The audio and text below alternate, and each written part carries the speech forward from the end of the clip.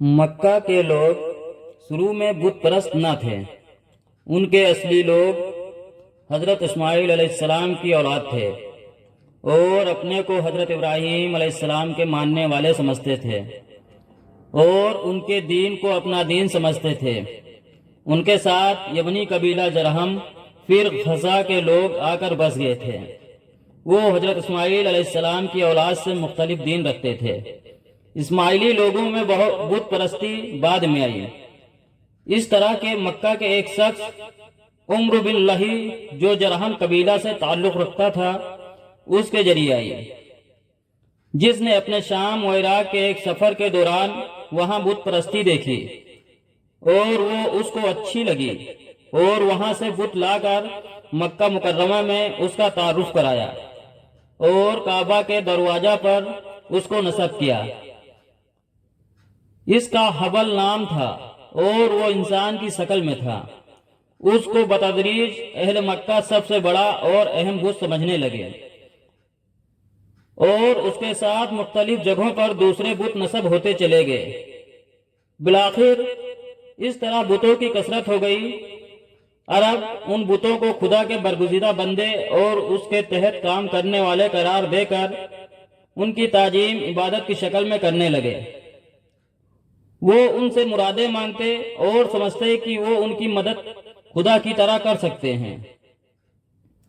پھر بت پرستی ایسی عام ہوئی کہ گھر گھر میں بت، حتیٰ کہ کعبہ کے اندر بت رکھ لیے گئے۔ وہ یہ کہتے کہ ان کو ہم اصل خدا نہیں مانتے، ان کو ہم چھوٹے چھوٹے خدا مانتے ہیں، جیسا کہ بادشاہ کے تحت مختلف شعبوں اور کاموں کے لیے حاکم ہوتے ہیں، اسی طرح یہ ہماری زندگی کے مختلف کاموں کے لیے چھوٹے پیمانہ کے خدا ہیں۔ ان کو خوش کر کے ہم بڑے خدا کو خوش کر سکتے ہیں۔ یہ خدا کے یہاں ہماری سفارش کریں گے اور ہمارا کام اس طرح آسانی سے ہو جائے گا اور ہم کو بڑے خدا سے کہنے کی ضرورت نہیں پڑے گی۔ وہ بت کو کسی قدیم بڑی شخصیت کی نشانی قرار دیتے تھے اور ان کی عبادت کو کافی سمجھتے تھے، حالانکہ اللہ رب العالمین کو چھوڑ کر یا اس کی ذات پاک کے ساتھ کسی دوسرے کو اس کے کسی کام میں کسی طرح سے بھی خدائی کام میں شریک سمجھنا یہی شرک ہے، کیونکہ اس نے سب کو پیدا کر کے باقی کام کسی دوسرے کو سپرد نہیں کر دیا ہے۔ وہ کائنات اور مخلوق کا نظام خود ہی چلا رہا ہے، کسی کا اس کے کام میں دخل نہیں ہے۔ وہ جو چاہتا ہے کرتا ہے اور اپنی مخلوق کی دعا کو سنتا ہے۔ اس کے ساتھ کسی کو شریک کرنا بہت زیادہ ناپسند ہے اور اس سے سخت ممانعت کی گئی ہے، اور اس کے خلاف حضرت آدم علیہ السلام سے لے کر حضور صلی اللہ علیہ وسلم تک ہر نبی نے آواز بلند کی ہے اور اپنی اپنی قوم سے جھگڑا مول لیا، اور حضرت ابراہیم علیہ السلام نے تو اسی شرک کی مخالفت میں اپنے والد کو، اپنے گھر بار کو، اپنی عزت و راحت کو خیر آباد کہا۔ اب یہ دعوت عربوں میں مبعوث ہونے والے نئے نبی حضور صلی اللہ علیہ وسلم کو اولاً اپنی قوم کو پھر دوسری قوموں کو دینا تھا۔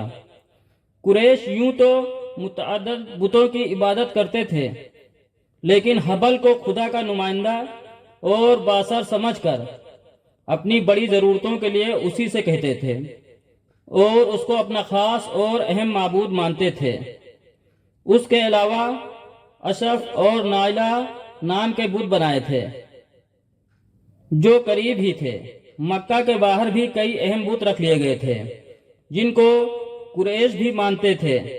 ان میں ایک عزا تھا جو مکہ سے کچھ فاصلے پر مقام قدید میں رکھا گیا تھا۔ یہ بت خاص طور پر اہل مدینہ کا بت سمجھا جاتا تھا۔ تیسرا بت لات تھا جو طائف میں تھا اور اہل طائف کا خاص بت سمجھا جاتا تھا۔ ان کے علاوہ ہر قبیلہ نے اپنے اپنے علیحدہ بھی بت رکھ لیے تھے۔ کعبہ کے اندر ہر قبیلہ نے اپنی پسند کے بت اپنی نمائندگی کے طور پر رکھ دیے تھے۔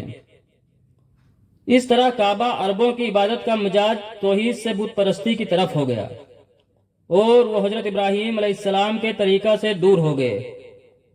پھر اپنی زندگی کے دیگر پہلوؤں میں بھی غیر اللہ کی عقیدت و عبادت داخل کر لی۔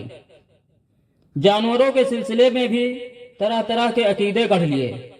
ان میں بحیرہ، صاحبہ، وسیلہ اور حامی نام سے جانوروں کو مخصوص کر دیتے اور ان کو استعمال نہ کرتے، اور ان کے سلسلہ میں مختلف قسم کے عقیدے بنا لیے تھے، جس کی سخت مذمت قرآن مجید میں آئی ہے۔